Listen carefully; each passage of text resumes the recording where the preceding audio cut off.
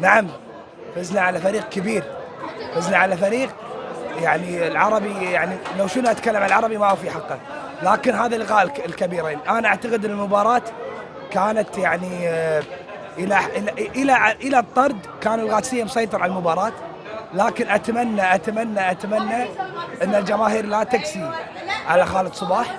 لعب مباراه زينه للطرد، احنا راح نكسي عليه، ربعه راح يكسون عليه، لكن الجماهير اتمنى انه لعب مباراه زينه وايد زينه الى الطرد، وهذا يعني اطراق يعني يتعلم منه، والحمد لله الحمد لله قدر الله ما شاء فعل. احنا بنشكر حضرتك على اصرارك على انك تسجل معانا رغم عدم امكانياتنا التسجيل ده. لا انا قلت يعني قلت للاخوان، قلت انا لن امنع اي اعلامي من نقل الصوره، هذا كان سيدي سمو الامير. يعني الواحد يعني اليوم انا اكون صريح، يعني اليوم فرحتنا ليس فقط يعني ان فزنا على العربي، انما ان احنا بفضل الله سبحانه وتعالى يعني ضمننا ان نصعد المنصه الى سيدي سمو الامير حفظه الله ورعاه. فهذا يعني اعتقد اليوم احنا والسالميه كسبانين ايا كانت نتيجه المباراه النهائيه. شرف حضور ان شاء الله حضور سيدي سمو الامير هو شرف لكل الرياضيين، فما بالك لاحد اطراف النهائي. فالحمد لله وحسبي الله على من منع نادي القادسيه في السنوات الاخيره من ان نصعد لسيدي، اسال الله يرحمه ويغفر له، امير العفو، امير الانسانيه، يعني اللي قدم للكويتيين كل شيء. حرمنا يعني الشيخ نواف الاحمد الجابر الصباح اللي حرمونا ان نصعد، او حرمونا ان نصعد في النهايات في يعني في خلينا نقول مناسبات عديده يعلمها الاعلام جيدا، لكن عفى الله عما سلف. نسال الله التوفيق، ونؤكد احنا ما زلنا لم نحقق البطوله، لا سمح الله تخسر المباراة النهائية كأنك ما سويت شيء. بضاري الكرة اللي ضيعها خابر، شنو كان شعورك؟ والله أنا عشان أكون صريح معاك أعتقد كانت بالستة. أنا شوي النظر شوي يعني مش ولا بد يعني، بس أنا اللي شفتها أعتقد إنه بالستة، يعني سبحان الله هذا يعني كرم رب العالمين علينا، وهو ما في كلام إنه هو من أفضل المهاجمين في الدوري ولاعب مميز. بنفس الوقت أعتقد إحنا ضيعنا بعد، يعني عقب الهدف الثاني كرة عيد بالعارضة، يعني ضيعنا. كان المفروض يعني ان تروح المباراة، يعني العربي يبقى فريق كبير، لكن لو كنا كاملين اعتقد سيناريو المباراة يكون مختلف تماما.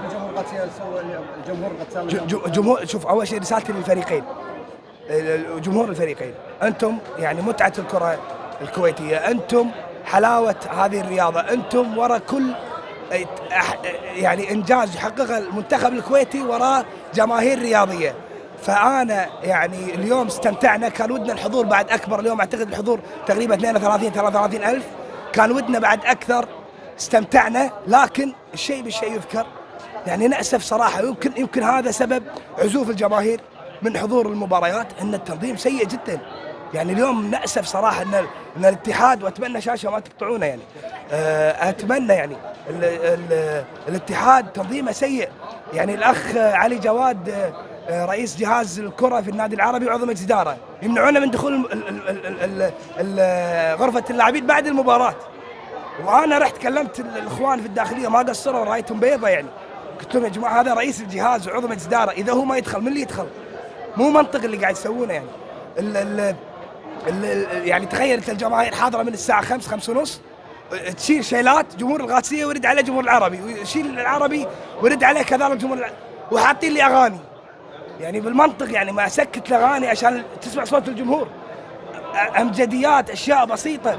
أتمنى أن الاتحاد يركز، بدل ما يركز على الهيئة ويهاجم الهيئة ويهاجم مدري وين ويهاجم نادي القادسية وشلون خرب على نادي القادسية، لا ركز بعملك.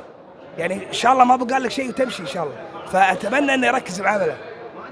دكتور محمد المشعاني اليوم عمل مباراة أكثر من رائعة.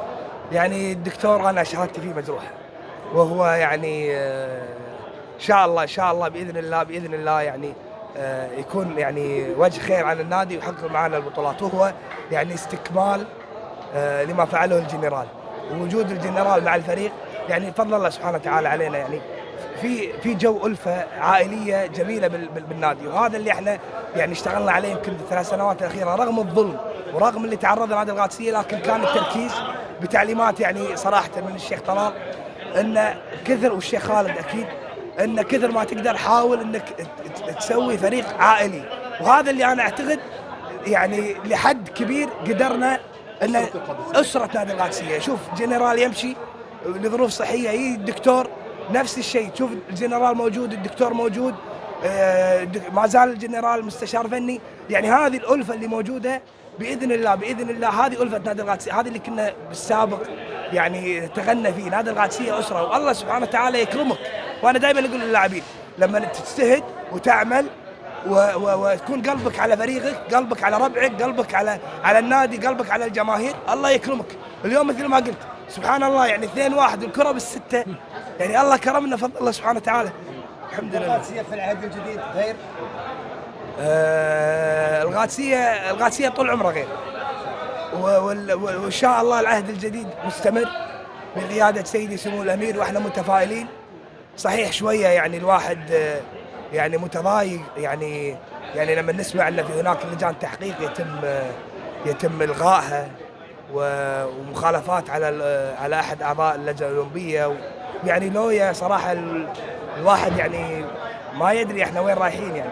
لكن اتمنى من سمو رئيس مجلس الوزراء ان يعني يرى الرياضيين ويرى ان فعلا. شوف اليوم 30,000 كويتي موجود بالمباراه، يعني شوف قطر، شوف شلون الناس قاعد تروح قطر عشان تشوف المباريات. خلص من كاس عالم يصير كاس اسيا، خلص من كاس اسيا عنده الالعاب المائيه، الورد اكواتكس، بطوله العالم. فانت استضافات، احنا نحتاج ناس نضاف في الرياضه، نحتاج ناس.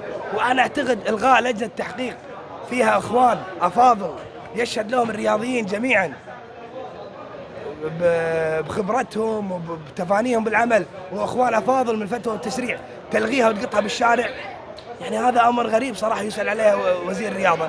نتمنى ان وزير الرياضه مو جاي يصفي حساباته الشخصيه الانتخابيه، لانه هو واضح ان هناك خلاف شخص انتخابي مع احد افراد اللجنه، واحنا نعرفها، نعرف هذه الامور. لكن اتمنى ان سمو الرئيس يتدخل ويشوف مصلحه الكويت قبل وزير الرياضه وقبل مدير عام الهيئه، وايا كان منهم مدير عام الهيئه وايا كان وزير الرياضه. نتمنى ان يعني الكويت ان شاء الله تزدهر بقياده سيدي سمو الامير وبمعاونه ان شاء الله سمو الرئيس. اسال الله يحفظهم ان شاء الله جميعا. قاسيه حديد. وضاري الجماهير قسويه تتساءل عن تجديد عقد عيد الرشيدي ومحمد الصولة. قبل لا اتكلم عن عيد الرشيدي ومحمد الصولة، اليوم الاعلام كله موجود. هذه رساله للاتحاد، يعني الاخوان في قناه شاشه يعني سخرت القناه كامله، برامجها واعلامها كامل القبس كامل، مو بس شاشه، القبس حتى تهاجم مو بس نادي القادسيه، اي عمل رياضي جيد، وسخرت لضرب نادي القادسيه بشكل مباشر. قبل المباراه يتكلمون والله فلان جدد ولا فلان ما جدد، يعني شيء غريب. مع هذا شوف مايك شاشه موجود، ما منعناهم نفس ما الاخوان في الاتحاد منعوا ديربي ومنعوا STC ومنعوا. يعني انا اتمنى ان يعي الجميع. اليوم الاعلام دوره انه ينقل، وبالاخير خاصه الاعلام الخاص يمثل الملاك، هو ما يمثل الراي العام، يمثل الملاك في القبس لهم راي، وهذا رايهم. هم يرون ان هذا مش فساد في العمل الرياضي، وان هذا الامر لازم يكمل وهذا امر زين، رايهم. لكن عط مجال للناس ان تدافع عن رايها، عط مجال لنادي القادسيه ان تدافع عن رايها. فاليوم احنا سمحنا شاشه اليوم قناتها موجوده، لكن ليش الاتحاد يمنع القنوات انها تنقل؟ هذا سؤال لازم ان يعلم الجميع. سياسه تسكر الوطن نفس قبل، وهذا انتهى، ما عاد موجود. اليوم ما تقدر تمنع. اليوم اي واحد عنده تليفون ومايك نفس حضرتك، عنده اكاونت في اكس او في تويتر، ويقدر ينقل اللي يبي. فلا سياسه تكميم الافواه انتهت، هذه انتهت يعني من سنوات عده. يجب ان يعني يثقف الاتحاد ويركز على عمله. ركز انت اليوم، ما انت عارف تنظم دخول وخروج لا مو بس المدرجات، انا ما ادري شنو صار المدرجات، لكن انا اتكلم على بوابه اللاعبين. انت مو عارف رئيس جهاز مو قادر يدش. ركز بعملك جزاك الله خير، وان شاء الله لنا لقاء قريب مع الاتحاد. رئيس الاتحاد موجود في قطر، ان شاء الله يتعلم من التنظيم. لا ما يتعلم، ما اعتقد. ان شاء الله، بس ما اعتقد يتعلم.